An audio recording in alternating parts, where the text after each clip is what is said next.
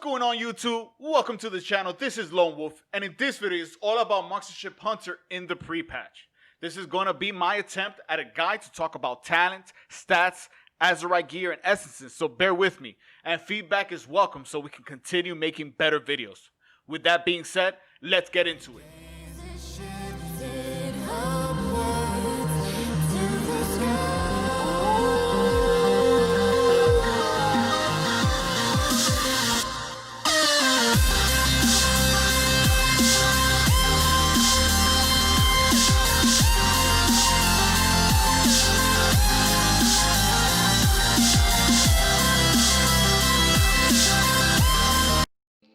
Welcome everyone. So real quick, I wanted to share with you some helpful insight on Marksmanship Hunters in pre-patch and what may be the best choices for the Marksmanship Hunter.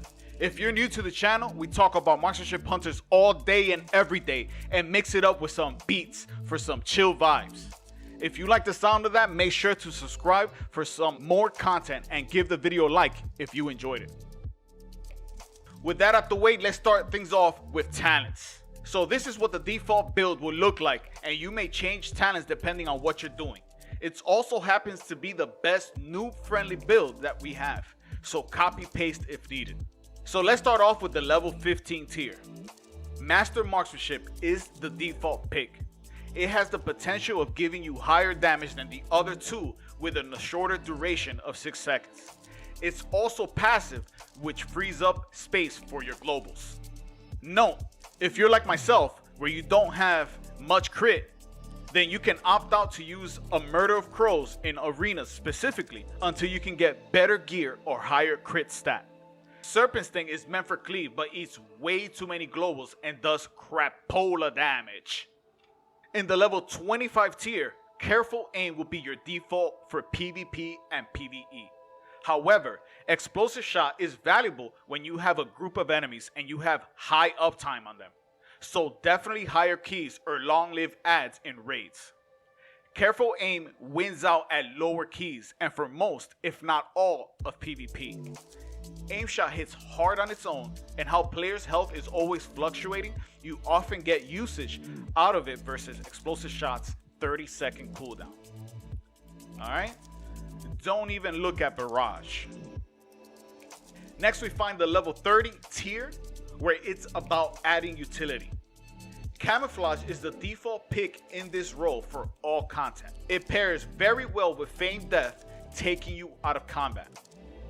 Camo is also great for stealth partners in 2s and in solo BGs for topping you off and getting sweet openers off. Natural Mending is very effective in Mythic Plus, Healer 2s and 3s, and raids. Trailblazer is for everything else, like questing, transmog runs, things of that nature, and may be useful in arenas if your kill target is always running away from you, and pillar hugging, but only if you're playing with another healer. In the next tier, Streamline will be your default choice. It's simple, but gives you good benefits. Faster aim shots in PvP is a godsend, and the extra damage is icing on the cake. Works well in all content. Steady Focus seems good for long pure single target fights, but the 50-second buff duration may be a little too low in practice, as I found myself balancing focus, ability usage, and buff duration more than I liked because they conflict with each other, let alone dealing with mechanics. Now Chimera Shot, at one point it was blowing people up in the beta, but that soon got nerfed to the ground. It barely does more damage than an Arcane Shot on one target, with its benefit only being useful in 2-target cleave only. Okay, on the level 40 row is another utility tier, and the default pick here is Post Haste by a billion miles. Alright, so now we can skip to the next one. 45. Interesting role this is. It adds utility to the way we deal damage. Double tap is hands down the better option. It helps during openers and moments of pure burst and can be used with either aim shot or rapid fire. Deadeye, on the other hand, is very weak in pre-patch. Reasons for this is we don't have the leveling perk like we do in beta, and its baseline damage is a little lacking. I don't recommend using Deadeye in any type of content and pre-patch. Lethal shots is actually pretty nice. Instead of giving you a ton of damage on command, it spreads out that extra damage within a given time frame, which means your sustained damage is higher throughout the encounter at the cost of heavy burst. Lethal shots pairs well with streamline, focus fire, and the surging shot traits. In our final talent tier, we have lock and load being the default. The damage of aim shot is way too delicious, and the proc chance buff from 5 to 8% only makes it better, if only slightly. It also helps with focus management. Great in all content. Volley is also good as it does a few things. You can use it in controlled burst situations in PvP, and you can also use it instead of a multi-shot when you're about to AoE for super high burst potential. Great for any content with multiple targets. Now, calling the shots is only lackluster because True Shot is in such a bad spot. I don't recommend using it, but there is a build on Icing Veins which uses calling the shots in raids if you're interested.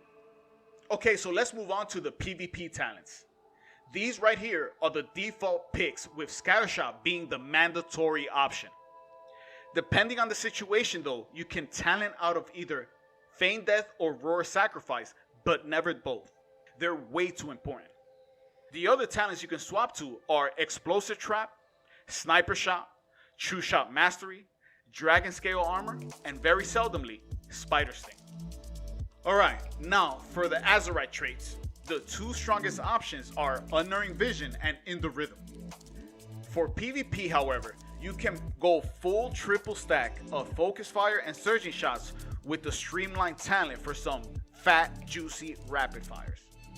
I do like Unerring Vision though because of crit's value, so don't ignore it. The In the Rhythm trait I recommend being used in raids unless you want to go for a full haste build in PvP. No, full haste is fun to play but not as effective as it was by the end of BFA. And for the middle rings, Blood Siphon has gotten more value in pre-patch. Worthy mentions are Duck and Cover, Impassive Visage, and Overwhelming Power. Let's take a look at our stats. The stats I currently have are from a build I used in BFA. Right now though, the value of crit for marksmanship has skyrocketed. No matter which way you distribute your stats, your abilities are going to hit hard because of how good agility is for us. So having our abilities do double damage in both PvE and PvP is crucial. This will also be true in Shadowlands with the addition of Killshot's leveling perk that increases its critical damage by 25%. So keep that in mind. Mastery has also increased in value, with each mastery point giving a lot of damage to our range abilities. Just to give you an idea, I have 10% mastery, which increases all my range abilities by 23%.